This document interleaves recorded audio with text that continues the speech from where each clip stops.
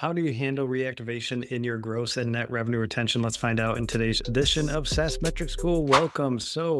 Responding to a reader question from my blog, and I've got a chatbot on my blog now that's loaded up with all the content on my blog. So you can ask it questions and get those answers right back instead of waiting for me via the Drift message box. So check it out at thesaascfo.com.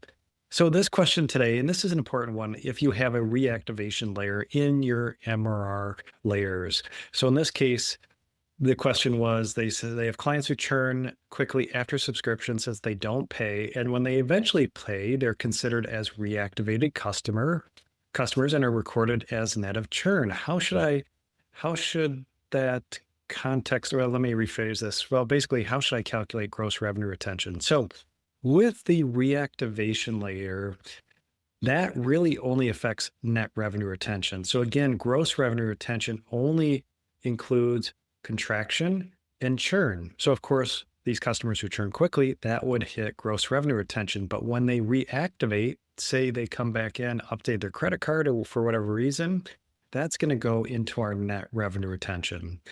So it won't go into new because that's going to skew our CAC and CAC payback.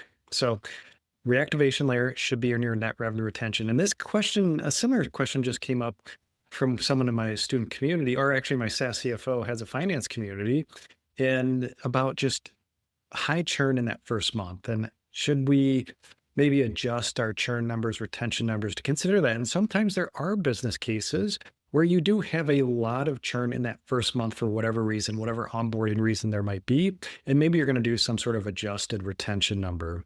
So, but back to reactivation, that goes into net revenue retention. Make sure you capture that in your MRR waterfall and that layer. And that's really important because we don't want that going into the new customer count. That's going to affect all those go-to-market efficiency metrics.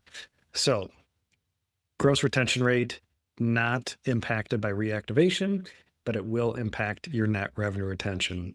So if you have any questions about SaaS metrics, finance, forecasting, you can go to my chatbot in my blog, ask those questions, and then I'll pick some of those up here and answer those in SaaS Metrics School. So I hope you enjoyed today's edition. Thanks.